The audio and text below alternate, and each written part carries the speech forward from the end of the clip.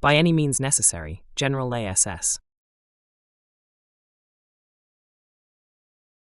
Corporal Flynn O'Donnell, Odie, was hot and itchy.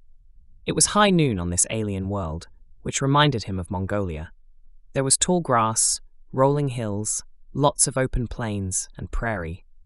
He had been lying on this hilltop for 6 hours now, and would stay for 6 days if needed. He felt a mild tingling on the front side of his body from the ghillie suit. He had no idea where the name came from. Rumor had it that it was one of the old words from when humans were still earthbound. Ghillie suits were basically color-marked work uniforms with pieces of netting so that indigenous flora could be attached to fool observers. Over the ages, ghillie suits had been modified in every conceivable way, with the most successful designs being as low-tech as possible. Modern warfare was geared towards sophisticated technology that could outperform or jam sophisticated countermeasures, but every enhancement brought at least 3 weaknesses. The tingling he felt was from a skin suit mesh network that had initially been designed to be a remote diagnostic tool. Having a skin suit that could immediately treat wounds seemed like a great idea until they realized the user couldn't override treatment. Debilitating narcotics would be administered when the system deemed it necessary, but without patient permission. The treatments had been scaled back more and more until now the skin suits were almost completely stripped of technology. The tingling was a mild TENS system, causing minute muscle spasms at irregular intervals so his body didn't stiffen. The sensation was halfway between a tickle and an itch. The suits at times had employed various types of holographic technology. The holograms looked great, but had no tangible presence, couldn't adjust to changes in natural lighting, and the shadows weren't right. Count the shadows. That was from an ancient horror story that had terrified him as a child. That bit of wisdom was invaluable when dealing with holograms. With the lack of physical presence of holograms, you would see part of the hologram being blocked by a physical object, but if you watched carefully, the holographic image would suddenly appear whole. So that was another piece of good advice from an old horror story: don't blink. Boredom was an issue lying here for hours and hours. There had been sophisticated helmets with HUD displays that could load you with every minute detail of your environment and even provide entertainment to help you while away the hours.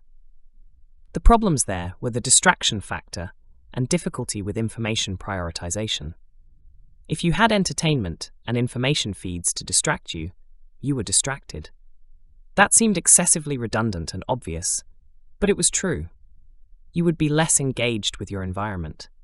Odie recalled one of the old horror stories where passengers on a transport were all given an excessive plethora of individual entertainment. But the hero of the story had secretly disabled the system, so everyone had to talk to each other. There was a monster disguised as a passenger, which would have easily killed everyone if they had been distracted. But since the monster could only repeat what it had been told, they were able to discover who it was before it could kill everyone.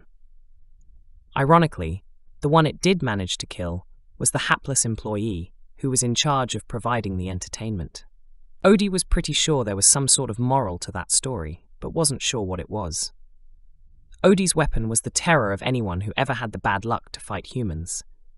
Alien weapons in interstellar races were truly impressive pieces of hardware. There were lasers, phasers, particle projectors, plasma weapons, sonic devices, and endless others. But with sophistication came vulnerability. Delicate electronics could get easily damaged. Dust storms absorbed particle projectiles, so your shot would dissipate while you had a clear view of the target. Other weather, especially rain, could be an issue. And all that was before your enemy started using detection and countermeasure technology. Earthforce still trained on and used kinetic firearms. They were sturdy, held up against weather, and were so simple that they were invisible and invulnerable to enemy defensive technology. Odie recalled one of the horror stories where the hero had tried to intimidate the villains by bragging about how sophisticated his technology was, and the villain simply reached over, grabbed the object, and broke it with his bare hands. The moral of that story was obvious. Simple is better. Simpler equipment also gave the best advantage. The site to fire the weapon was made by a jeweler company. They specialized in precision sculpting of crystals and lenses. Both their jewelry and their scopes were exquisite works of art. There had been attempts to replace the scopes with electronic versions, but they were physically delicate and easily disabled by an EMP. His helmet did have a radio that was to be used only in emergencies. Radio signals, even with foolproof encryption, could still help enemies locate sender and receiver. That's why Earthforce snipers learned sign language and relied on hand signals. Odie was watching and waiting for very specific hand signals. The suit netting had undergone several changes over the years, which included various types of protective armoring, climate control, and even artificial replicas of vegetation. The armoring and climate control would make the suit heavier and occasionally limit movement or functionality.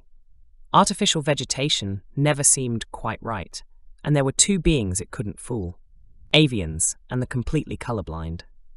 Many avian species had color vision much better than even human women, being able to see into infrared and ultraviolet spectrums. Artificial and natural non-indigenous flora instantly stood out to them. To the completely colorblind, they only saw shapes, so if the shapes of artificial flora weren't right, it didn't matter how good the color match was.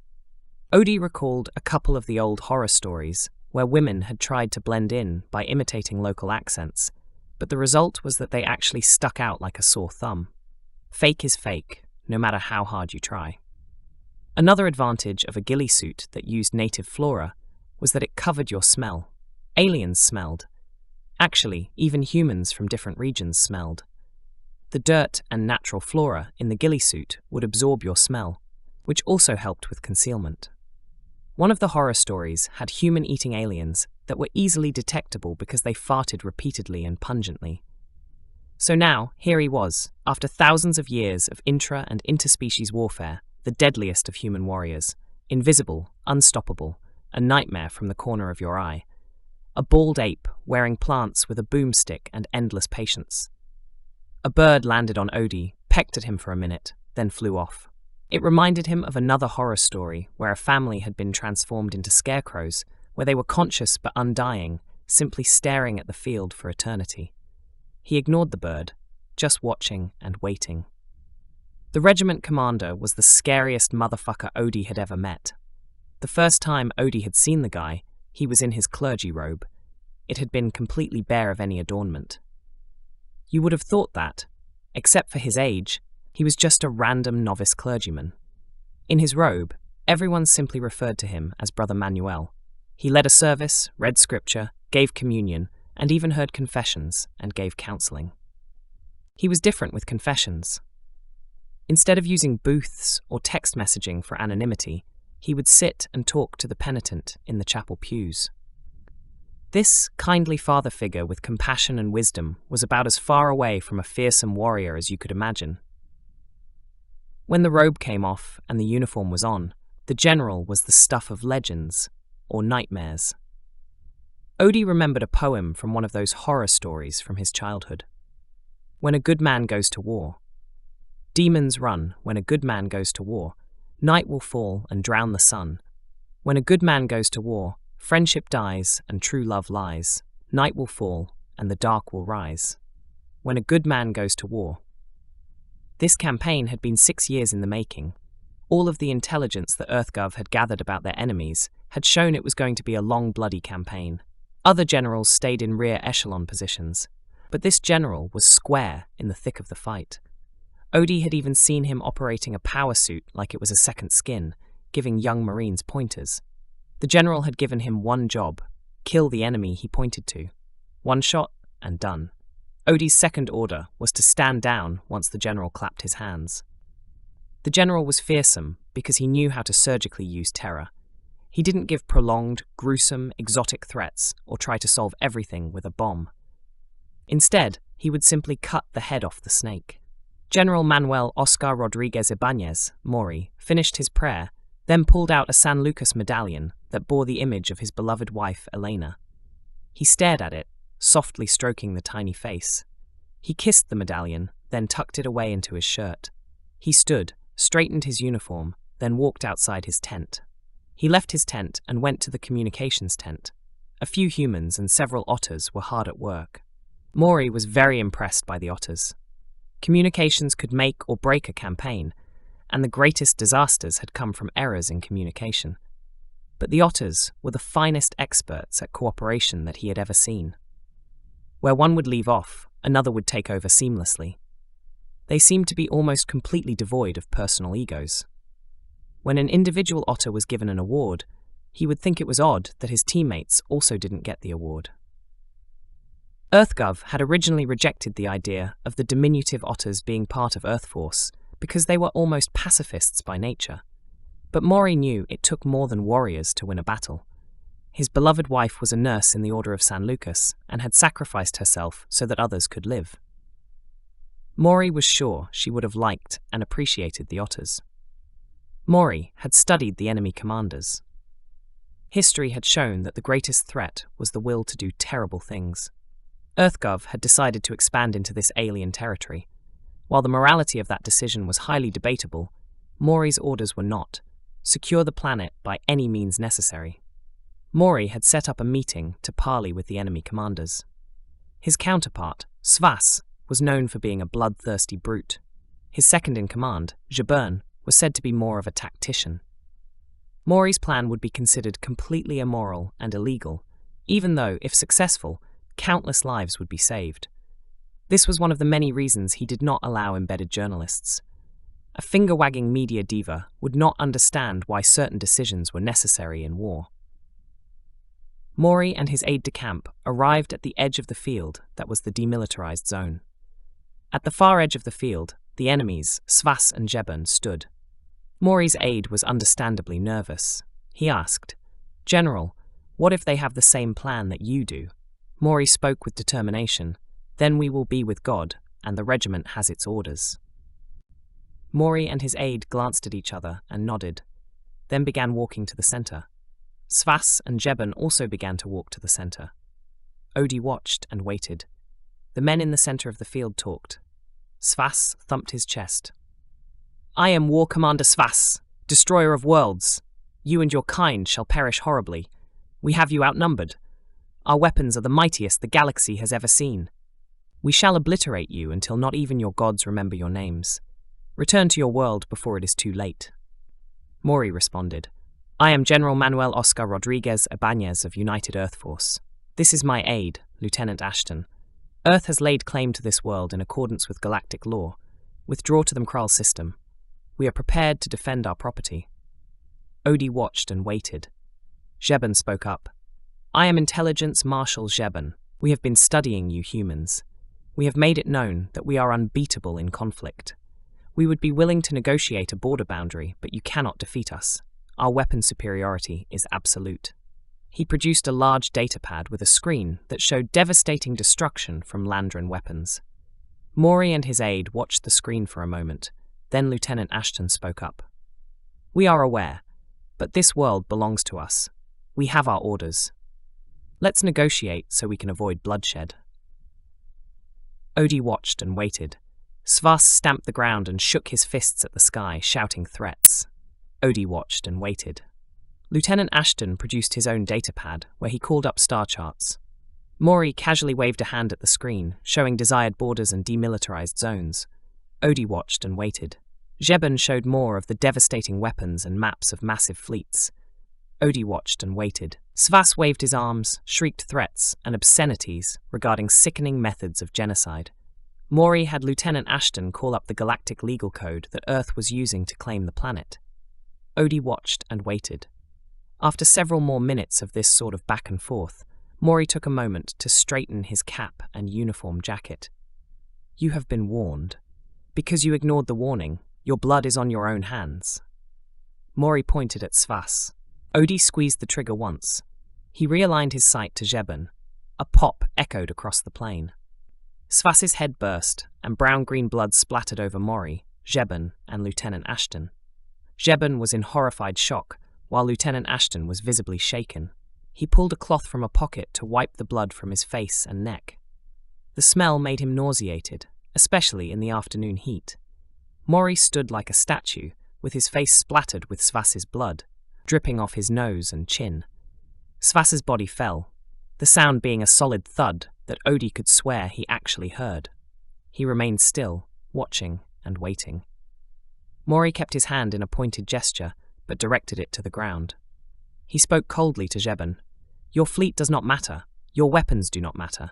This world is the property of Earth, and we will kill any who oppose us as we did him. This is your only opportunity to surrender and live, or else we will kill you and your people. Otravez, Otravez, Otravez." Zheben was weak with terror. "No, it wasn't supposed to be this way. You were supposed to see it was impossible and go home. We never intended to fight." Mori stood like a statue. "Explain." Zheben was sweating, or something like it. A yellow-green liquid oozed from ridges on his face. "We have seen what humans are like in war. Your insatiable bloodlust is well known. We have read reports of your internal conflicts, with countless unspeakable crimes against your own kind. That's why we fabricated the intelligence about our military capabilities. We hoped to scare you off." He looked down at Svas's corpse, still bleeding. This was never supposed to happen. Mori raised his straight arm, so now he was pointing to the ground at a 45-degree angle. "As I said, this is your one opportunity.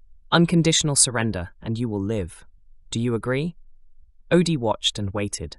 Zheben visibly slumped. His body wavered. Lieutenant Ashton had to resist the urge to reach out and steady him. He said quietly, "We surrender." Mori wasn't done. "And," Zheben took a deep breath, "we surrender unconditionally." Mori raised his hands over his head, clapped twice, and shouted, "Boludos!" And there it was. Odie's wait was over. He still watched, looking in and out of the scope and shifting his body slightly. Moving felt good. Zheben looked around in terror as over 24 human soldiers in ghillie suits unmelted from the terrain and stood up, weapons at the ready. Many were inside the demilitarized zone, with the closest being only 3 meters away. Zheben's knees buckled, and Lieutenant Ashton did catch him this time. Mori told him, "Tell your people to stand down. Earth forces are on the way to take them into custody. Everyone who surrenders will be unharmed." Zheben radioed his troops, giving the order to surrender. Lieutenant Ashton's datapad had an otter from the communications platoon on screen, verifying the deployment of Earthforce troops to take the enemy into custody. Once the operation was underway, Odie received a message over his helmet. Mori was pointing at him. "O'Donnell, show yourself!" Odie stood up. Zheben squinted, then used the small binoculars that Lieutenant Ashton loaned him to see Odie. He glanced in and out of the binoculars, stunned at the distance. Mori informed him, "That is the man who took out Svas. We have many such snipers. It is good that you chose life today." The end. Like and subscribe for more content.